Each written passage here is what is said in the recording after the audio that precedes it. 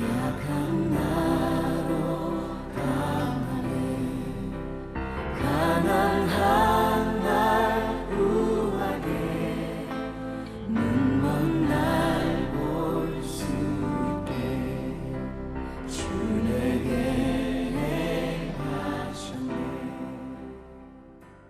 오늘 여러분과 함께 나눌 말씀의 제목은 선교적 교회로 가는 여정이라고 하는 주제입니다. Journey to the Missional Church라고 하는 주제를 가지고 여러분과 말씀을 나누려고 합니다. 우리 미주 성결교단 교회들이 여러 곳에 있는데요. 캘리포니아 샌프란시스코에 가면 샌프란시스코 성결교회라고 하는 아주 오래된 교회가 있습니다. 1973년에 교회가 세워져서 미주에 있는 성결교회들 가운데 거의 초반기에 세워졌던 교회인데요. 현재 이 교회 담임 목사님으로 계시는 김종수 목사님의 그 출생 연도가 1973년이세요. 담임 목사님의 나이와 교회의 나이가 똑같은 그런 교회입니다. 이 교회에서 작년 4월 사순절 기간에 아주 특별한 일을 하나 진행을 했습니다. 그것은 뭔가 하니 각 가정에 선교 헌금 100불을 교회에서 가정들에게 나누어 준 겁니다. 선교 헌금 봉투에 넣어서요. 그리고 그 나누어드린 선교 헌금을 각 가정들이 사순절 기간 동안 기도하면서 이 헌금을 어떻게 또 어디에 쓸 것인가를 정하도록 그렇게 미션을 각 가정에 드렸다고 합니다.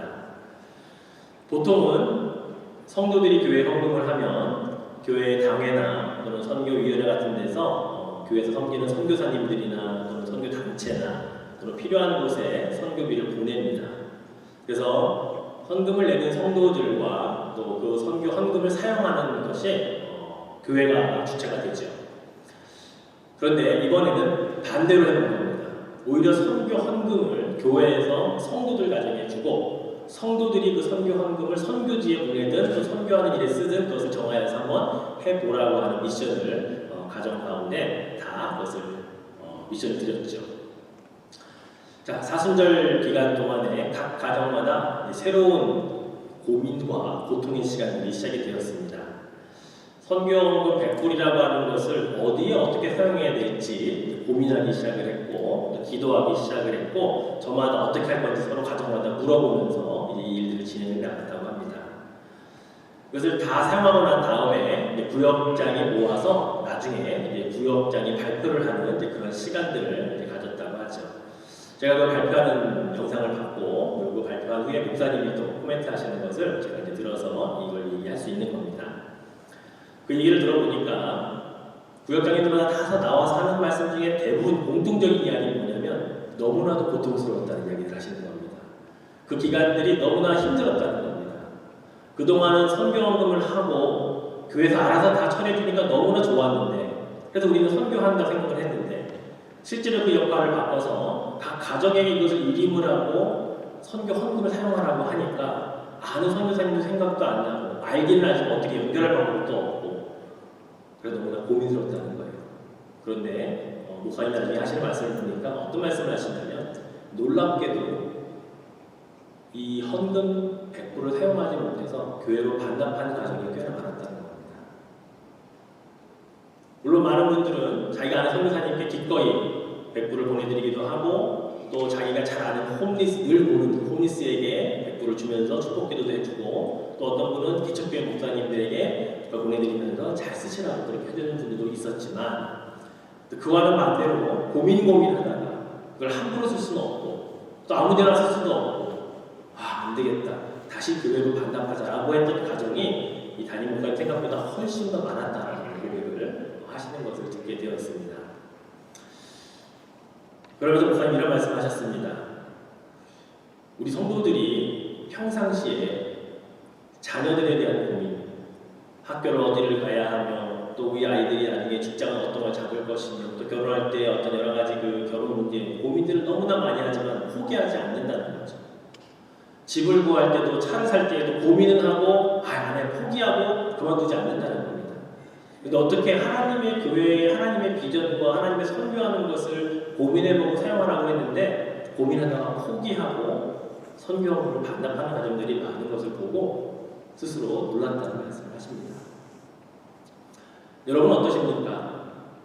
아마 여러분 제가 말씀드리는 이 과정 가운데 나는 이 100불 받으면 이렇게 사용할 거라고 생각하는 분들도 아마 많이 계실 겁니다. 반면에 어쩌면 그 100불을 반납했던 그 가정들처럼 나도 줄 데가 없는데, 나도 쓸 데가 없는데 라고 다시 반납해야 될 사람이 아닌가라고 생각하고 있는 분도 혹시나 있을지 모르겠습니다.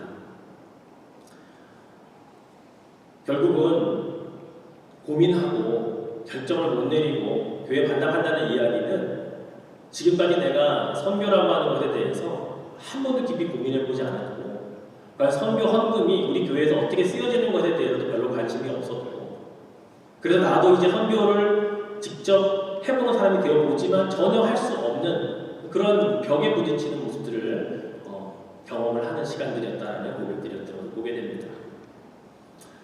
사랑하는 여러분, 그렇습니다. 이것은 비단 선교비를 어디에 어떻게 사용해야 되느냐에 대한 문제가 아닙니다. 오늘날 하나님의 교회에 하나님의 백성들이 모여서 예배하고 흩어지는 이유는요, 다 파송이거든요. 다 선교하라고 보내드리는 겁니다. 그런데 정작 예배는 드리고 흩어져서 샌딩을 하는데, 샌딩하러 가서 과연 여러분들이 그런 하나님의 백성다운 삶을 살고 있느냐라고 하는 질문을 먼저 본다면, 그것이 우리에게 예스, 아멘 이런 대답이 쉽게 나오지 않는다면 우리에게도 동일한 질문이 있어야 된다는 겁니다.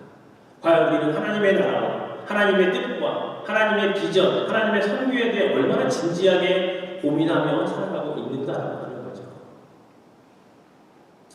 그런 의미에서 오늘 우리가 함께 읽은 요한복음 20장 19절 이하의 이 말씀은요, 부활하신 예수님께서 가장 첫 번째로 제자들에게 나타나서 하신 말씀에 대한 기록입니다. 자, 어떤 말씀을 어떻게 하시면서 우리에게 무엇을 부탁하셨는지를 한번 우리가 살펴보기를 원합니다. 자, 19절 말씀을 같이 한번 읽어볼까요? 이날 곧 안식 후 첫날 저녁 때에 제자들이 유대인들을 두려워하여 모인 곳에 문들을 닫았더니 예수께서 오사 가운데 서서 이르시되 너희에게 평강이 있을지어다. 자, 이 날이 언제냐면 예수님이 나타나신 날이 안식 후 첫날입니다. 안식 후 첫날은 예수님이 부활하신 날입니다. 근데 그날 하루가 다 지날 저녁 무렵에 예수님께서 나타나셨죠. 누구에게요? 제자들에게요. 제자들이 그때 뭐하고 있었습니까? 유대인들이 두려워서 문을 다 꾹꾹 걸어 잠그고 자기들끼리 옹기종기 모여 앉아있는 그 장소에 부활절 그날 저녁 때 예수님께서 제자들에게 나타나셨던 것입니다. 오늘날 우리들의 모습으로 한번 바꿔 생각해 보았습니다. 세상 사람들이 기독교에 대해서 비판하고 심지어 욕하는 그러한 시대에 그들과 마주치기보다는 그들에게 비판과 비난받기 싫어서 우리끼리 교회에 모여있는 모습은 아닐까. 우리 구역끼리 모여서 우리끼리 잘해보자, 우리끼리 즐기자라고 문을 꼭꼭 걸어 잠그고 있는 우리들의 모습 가운데 나타나는 주님은 아닌가라고 생각해볼 수 있습니다. 우리는 겉으로는 드러내놓고 세상 사람들이 우리가 믿는 하나님에 대해서, 교회에 대해서 안 좋은 소리를 하니까 그런 사람들 안 만나려고 하는 표면적인 이유는 있을지 모르겠습니다. 그런데 어떤 내면 깊숙이 들어가 보면 어쩌면 우리는 그들에 대한 두려움이 있는 게 아닐까요? 그들과 함께 맞닥뜨렸을 때에 내가 가지고 있는 이 복음으로 그들에게 전할 자신이나 용기가 없기 때문에, 내가 살아가는 그리스도인의 삶으로 그에게 기독교는 이런 거다라고 하는 것을 증명해 보일 수 없기 때문에 피하고 있는 건 아닐까요? 두려워하는 건 아닐까요? 그래서 우리끼리 모이는 것에 즐겨하고 있고 우리끼리 뭔가 하려고 하는 것에 초점 맞추고 있는 것은 아닐까요? 주님이 그들을 찾아가셨습니다. 그러고 있는 제자들에게 가셨어요. 그리고 하신 말씀이 뭐예요? 너희에게 평강이 있을지어다. 이 평강은 두려움을 이기는 겁니다. 세상이 줄 수 없는, 세상이 주는 것과 다른 그 평강을 주님이 제자들에게 허락하시면서 그것으로 이제 문 걸어잡는 거 열고 나가라는 거거든요. 부활의 주님을 이제 너희들이 경험하게 되면 이제 너희들이 세상을 향해 나아가서 두렵고 떨려서 무서워하고 있는 유대인들을 향해 오히려 담대하게 전하고 담대하게 선포하라고 예수님이 평강을 너희에게 주겠다라고 약속하고 있는 것입니다. 사랑하는 성도 여러분, 어쩌면 우리에게도 이 평강이 필요한 것 같습니다. 두려워하고 있는 것 같지 않지만 우리 내면에 믿지 않는 자들과의 만남 속에서 담대할 수 없는 이유는 주님이 주시는 평강이 없기 때문은 아닐까요? 주님이 주시는 평강만 있다면 담대히 나가서 나는 비록 그렇게 살고 있지 못하지만 그렇게 살아야 한다고 살고 있는 자들을 또한 우리가 전할 수 있는 그런 담대함은 생기지 않을까요? 제자들도 분명히 두려웠고 유대인들이 무서워서 숨어 있었거든요. 그때 주님은 그들을 향해 나타나셔서 너희에게 평강을 줄 터이니 이 평강으로 세상을 향해 나아가는 제자들이 되라고 이야기를 하신 겁니다. 이 평강은 눈에 보이지 않지만 경험해 보신 분들은 그게 무슨 평강인지를 아실 겁니다.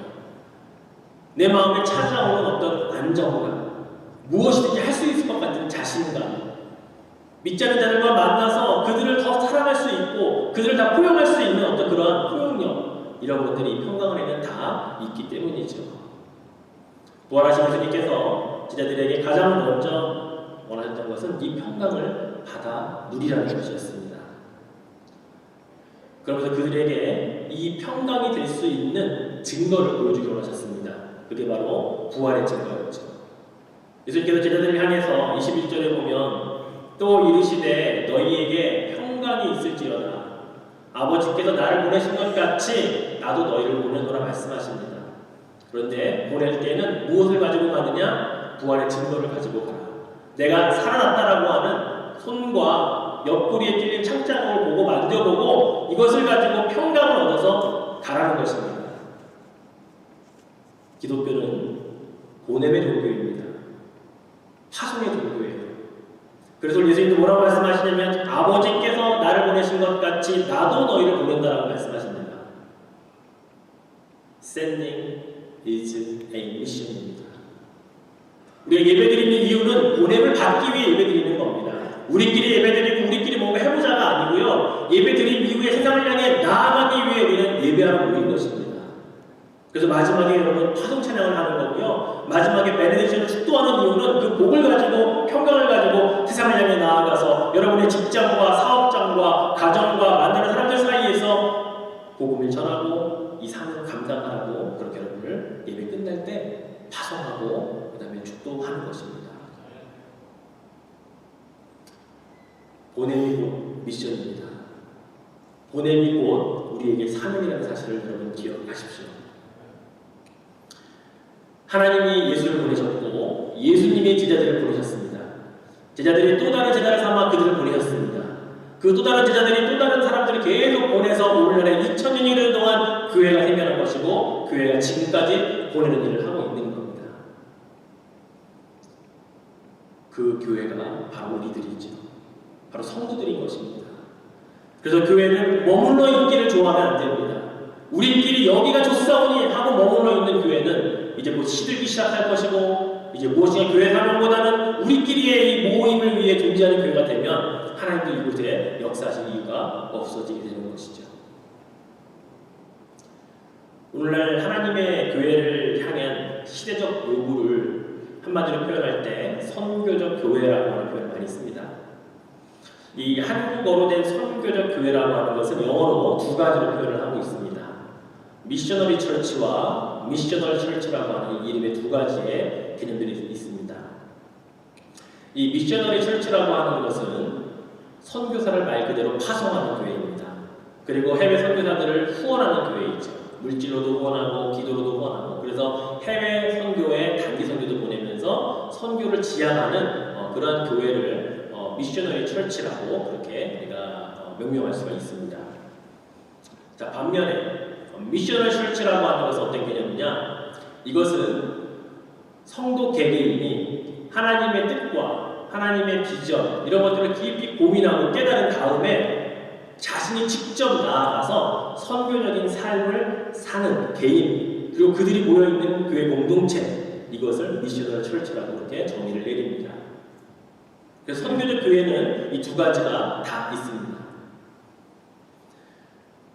사실 저도 선교적 교회라고 하는 이 말을 모르는 게 아니었고요. 알고 있었습니다. 한글로도. 그래서 저는 이 선교적 교회에 대한 개념을 이전에는요, 미셔너리 처치에 대한 개념만 가지고 있었습니다. 미셔너리 처치에 대한 개념은 없었어요. 근데 작년 9월에 우리 교회 지방회에서 이상훈 교수님이라는 분을 모시고 선교적 교회에 관한 세미나를 2박 3일 동안 하면서 이 시대의 선교적 교회에는 미셔널 철치라고 하는 개념이 더 강하구나라는 것을 새롭게 배우게 되었습니다.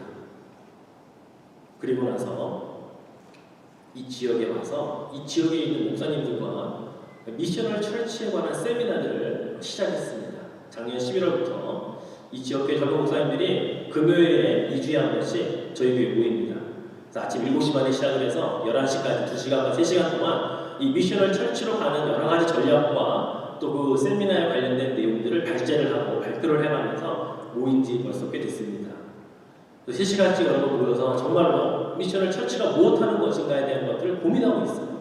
앞으로 우리 교회가 가야 할 방향, 그리고 우리 이 시대 이 지역이 어떻게 갈 것인가에 대한 고민들을 지금 계속해서 하고 있습니다. 죄송하지만 저도 미셔너리 처치에는 관심이 있었고 우리 교회는 그런 방향으로 가는 게 맞다고 생각을 했었습니다. 그런데 이 세미나를 시작하고 또 이런 개념들을 알고 난 다음부터 당의 장님들과 이런 이야기를 나누기 시작했습니다. 그리고 우리 교회는 이제 미셔너리 철치도 가야겠지만 미셔널 철치, 우리 성도 개개인이 선교적 삶을 살아갈 수 있도록 돕는 일을 좀 같이 하자고 장님들과 의견을 나누었고요. 그래서 우리 교회도 그런 방향으로 가도록 지금 준비 중에 있는 것을 이렇게 말씀을 드립니다. 이 미셔널 철치라고 하는 것은 아까 여러분 우리가 그 샌프란시스코 선결교회의 비유를 든다면 미셔너리 철치는 여러분이 선교헌금하고 교회가 선교사들에게 선교헌금 보내고 후원하는 그런 미셔너리 철치가 맞습니다. 근데 미셔너리 철치는 반대인 거죠. 교회가 오히려 여러분 각자에게 선교의 삶을 살라고 지원을 해드리고 여러분 실제 삶 속에서 선교사님들을 돕고 또 공동체 또는 지역사회를 섬기면서 선교적인 삶을 살아가는 그 모습, 그게 진짜 미셔너리 철치로 가는 거거든요. 이 두 가지를 같이 해야 됩니다. 그동안 우리 너무 한쪽으로만 치솟다면 다른 한 방향으로 우리는 함께 가려고 하는 거죠. 그래서 우리 교회에 여러분 당회 장로님들과 이것을 위해 책을 나누어드리고 함께 읽기를 시작을 했고요. 그리고 오늘 우리 구역장님들, 강사님들, 구역장님들 모여서 소그룹 운영에 관한 것도 이 미셔널 철치로 가기 위해 우리 구역은, 우리 소그룹은 어떻게 이 일들을 감당할 것인가에 대한 운영 방법들을 이번 주와 다음 주 나누게 될 것입니다. 그리고 이상훈 교수님의 강의도 동영상으로 같이 들으면서 고민을 해볼 겁니다. 또 돌아온 토요일부터 2주, 월 2번씩 안수 집사님들도 이미 책을 나눠드렸어요. 그 책을 읽고 저랑 같이 멘토링 워크숍을 할 겁니다. 어떻게 우리 교회가 이제 미셔널 철치로 갈 것인가에 대한 부분들을 고민하게 될 겁니다. 그리고 이제 기회가 되면 이 성도님들 각자의 제가 또 신방을 가든지 만날 기회가 있으면 이런 이야기들을 계속 나누게 될 것입니다. 그래서 이제는 이 시대에 하나님이 정말 원하시는 교회의 방향, 선교는 교회가 하는 거고 나는 나 몰라 했던 것이 아니라 내가 어떻게 내 삶의 현장에서, 가정에서, 직장에서, 우리 아이들과 우리 공동체에서 선교적 삶을 살 것인가에 대한 그런 깊은 고민과 실제로 살아보는 그런 모습들로 갈 때에 이런 하나님이 이 땅에 원하시는 본격적인 교회 모습이 될 거라고 믿습니다. 자, 이 길을 가기 위해 반드시 필요한 것이 한 가지가 있습니다. 예수님께서도 제자들에게 가라, 아버지가 날 보낸 것 같이 너도 나를 보낸다 라고 하시면서 그들에게 한마디 더 하신 것이 무엇이냐면 22절 말씀입니다. 자, 같이 한번 읽어볼까요? 이 말씀을 하시고 그들을 향하여 숨을 내쉬며 이르시되 성령을 받으라. 그렇습니다. 성령을 받는 일이 먼저입니다. 성령의 도움 없이 우리가 갈 수 있는 선교적인 삶은요, 한계가 있습니다. 지금까지 우리의 삶이 선교적인 그런 삶과 무관했느냐? 아니요. 여러분 그렇게 살아오셨어요. 여러분이 누구를 만나도 내가 교회 다니는 것을 나타내고 또 여러분이 삶 속에서 기도하고 성경 읽고 여러 가지 하는 삶들이 선교적 삶이었어요. 근데 문제는 뭐냐면 그 모양은 참 갖춰놨는데 그 안에 능력이 없다는 겁니다. 파워가 없다는 거예요. 그런데 성령을 받으면 그 안에 파워와 능력이 들어간다는 겁니다. 모양만 갖추지 않고 그 모양 안에 미셔널 라이프가 정말로 능력 있는 삶이 되어서 누가 보아도 여러분이 그런 삶을 살고 있구나라고 알 수 있는 그 모습들이 실제적으로 드러날 수 있게 하는 것은 바로 성령이 하시는 일이기 때문이라는 거죠. 여러분 그렇습니다. 이제는 더 이상 우리 스스로 선교적 삶, 그냥 문자로 끝나는 것도 아니고요. 그냥 우리가 신앙 생활이라고 하는 간단한 그런 단어로만 생각할 것이 아니라 나는 이 시대에 오늘날 하나님을 믿는 사람으로서 크리스찬으로서 내가 무엇을 해야 하나님의 뜻과 비전을 맞게 내 삶 속에서 이뤄낼까, 이것을 고민해 보셔야 된다는 거죠. 그 고민을 여러분과 함께 하자는 것입니다. 우리 오려운 선교교회를 우리는 모르는 한인들이 있습니다. 이 교회가 벌써 이 지역에 자리 잡은 지도 벌써 39년인데요. 최근에 이사 오신 분들 빨리 빼고는 거의 모든 분들이 우리 교회에 안다고요. 이름을 안다고요. 그런데 그 분들이 우리 오려운 선교교회에서 무엇을 해도 반응하지 않습니다. 관심 갖지 않아요. 아무런 관심이 없습니다. 그런데 여러분, 오려운 선교교회 다니는 여러분 각자가 만나는 사람들에게는 여러분은 영향을 미칠 수가 있다니까요. 교회 이름이 아니고 여러분 스스로가 미션을 삶으로 말미암아 여러분 주위에 있는 많은 사람들에게 영향력과 그들에게 무엇인가를 도전을 줄 수가 있다는 것입니다. 그게 바로 성령을 받아서 살아가는 이 선교적 삶을 사는 자들을 통해 이루어질 수 있는 것이죠. 성령을 받으면 어떤 능력이 발휘되는지 아십니까? 오늘 말씀 마지막 절 23절에 예수님이 이렇게 말씀하십니다. 너희가 누구의 죄든지 사하면 사하여질 것이요 누구의 죄든지 그대로 두면 그대로 있으리라 하시니라. 성령을 받으라 하신 다음에 하신 말씀이에요. 성령을 받고 나아가면요 죽은 영혼들을 향해 복음을 전하면 그들이 받아들이면 살아나는 역사가 있겠고요, 전했지만 받아들이지 않는 자들에게는 그대로 그 영혼이 죽음으로 갈 수밖에 없는 그것을 성령 받은 자들이 할 수 있다고 말씀하고 있는 겁니다. 우리는 이런 능력을 갖고 살아가야 되는 겁니다. 이런 담대한 믿음을 가지고 나아가야 하는 겁니다. 이것이 우리들에게 주어진 미션이기 때문에 그렇다는 거죠. 제가 아까 말씀드렸던 이상훈 교수님의 영상을 한번 볼 겁니다. 제가 2016년에 글로벌 월십 컨퍼런스라고 하는 곳에서 이상훈 교수님이 강의했던 내용을 한 4분 정도짜리 아주 짧게 압축을 해놨는데요. 어떤 게 정말 선교적 교회고 선교적 삶인지를 여러분이 보시고 제가 마무리를 하겠습니다. 안녕하세요. 플러선교대학원의 이상훈 교수입니다. 21세기 한국교회는 엄청난 위기 가운데 직면해 있습니다. 기술의 발전과 또 문명의 도전들이 어떻게 교회가 선교적으로 대응해야 할 것인가를 고민하게 만들고 있고요. 또 동시에 교회는 본질을 상실하고 가야 할 방향을 상실한 그런 상황 가운데 놓여져 있습니다. 선교적 교회는 그런 측면에서 하나님의 선교를 고민하고 어떻게 우리가 현 시대에 하나님의 선교에 동참할 수 있을 것인가를 제시하는 그러한 운동이라고 볼 수가 있겠습니다. 이 시간을 통해서 선교적 교회에 대해서 그 본질을 알아보고 또 교회가 어떻게 갱신될 수 있는지 또 우리가 우리 삶 가운데 어떻게 선교적인 삶을 살아갈 수 있는지를 함께 고민하는 시간을 갖기를 원합니다.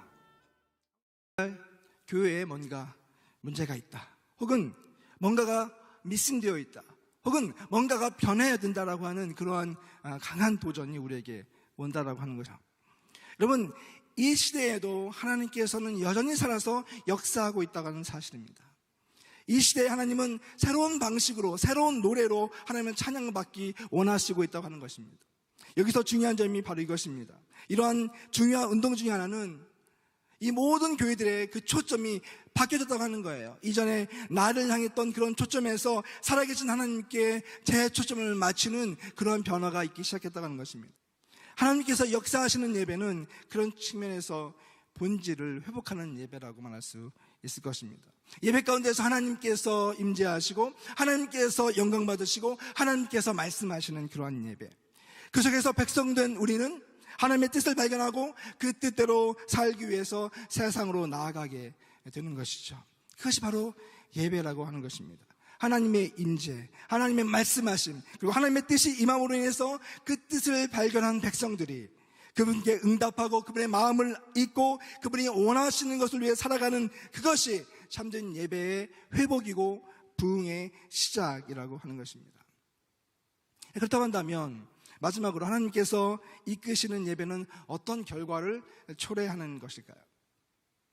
바로 여기서 저는 현대 예배의 키가 있다고 생각합니다.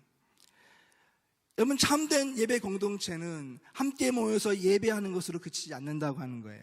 그 예배 공동체는 다시 세상으로 나아가서 세상 속에서 살아계신 하나님을 지속적으로 예배하고 증거하는 삶으로 이어지게 된다고 하는 겁니다. 그 현장을 보면서 사람들의 생각이 바뀌기 시작했습니다. 우리가 삶 가운데서 하나님의 제자로서 살아간다고 하는 것, 선교적인 그런 삶을 살아간다고 하는 것이 어떤 특별한 사람들만 할 수 있는 것이 아니라 이 ordinary people, 여러분과 저와 같은 평범한 사람들도 얼마든지 삶의 현장에서 그렇게 하나님의 증인됨의 삶을 살 수 있다고 하는 것을 그들이 발견하기 시작했어요. 그리고 그때부터 그 교회에는 그런 삶을 살기 원하는 사람들의 그 지원자가 쏟아지기 시작했습니다. 지금 그 교회는 수백 개의 선교적 공동체가 있으면서 카페에서, 학교에서, 가정에서, 커뮤니티, 그런 지역 커뮤니티에서 공동체를 형성하고 하나님 말씀을 증거하는 그런 삶을 살아가고 있는 그 운동의 현장을 보았던 경험이 있습니다. 여러분, 참된 예배는 무엇일까요? 참된 예배는 마치 동전의 양면과 같이 선교와 밀접한 연관이 있다고 하는 것입니다. 선교는 예배를 촉진하고 또 예배는 선교를 완성한다고 하는 사실입니다. 여러분에게 마지막으로 도전합니다. 어떤 예배자가 될 것인가? 예배 가운데서 주님을 만나고 주님을 경험하고 주님을 높이세요. 영적인 그런 놀라운 경험을 하세요. 그러나 거기서 멈추지 말기 바랍니다. 우리는 하나님의 그 음성 가운데서 하나님의 뜻을 발견하고 삶의 현장 가운데 그 복음을 들고 나아가야 한다고 하는 것이죠. 그 현장 가운데서 증인됨의 삶을 살아가면서 삶을 통한 예배, 하나님을 영화롭게 하며 그 복음을 많은 사람들에게 증거할 수 있는 참된 선교적인 삶을 살아가는 저와 여러분이 되기를 주의 이름으로 축원합니다. 이상훈 교수님을 저희 올해 10월 달에 16일부터 18일까지 가을 선교 부흥회라는 이름으로 초청을 했습니다. 교수님께 이런 부탁을 했습니다. 교수님, 우리 교회가 미셔널 철치로 가기 위해서 여러 가지 일들을 시작할 겁니다. 1월부터. 근데 한 10월 달쯤에 오셔서 점검을 좀 해주십시오. 바르게 가고 있는지, 선교적 교회로 가는 길이라고 하는 주제를 가지고 교수님은 교회들마다 코칭도 하고 멘토링도 하시는 분이신데 제대로 교회가 그 길을 가고 있는지에 대해서 한번 점검해 주십시오 부탁을 드렸더니 흔쾌히 허락하셨습니다. 그래서 올해 10월 달에 오셔서 3일 동안 이제 선교적 교회로 가는 길이라고 하는 주제를 가지고 가을 선교 부흥회를 우리가 하게 될 것입니다. 그 전에 우리가 해야 할 일이 있겠죠. 이제 미셔너리 철치도 필요하고 미셔너리 철치도 필요한데 미셔너리 철치는 우리가 보다 교회에서 하고 있는 지금 방향으로 그대로 열심히 가면 될 것 같고요. 미셔너리 철치를 위해 우리 각자, 나는 이제 어떻게 도전받고 어떻게 살 것이며 또 우리 구역 안에서는 그 일을 어떻게 감당할 것인가를 이제 여러분과 함께 시작을 해나가야 하겠습니다. 근데 결코 서두르지 않겠습니다. 여러분 한 사람 한 사람이 다 이해하고 무엇인지 알아갈 수 있을 때까지 천천히 가겠습니다. 그래서 누구는 막 열심히 선교적 삶을 살고 있는데 누구는 못 따라가는 게 아니라 같이 갈 수 있도록 그렇게 함께 노력을 하겠습니다.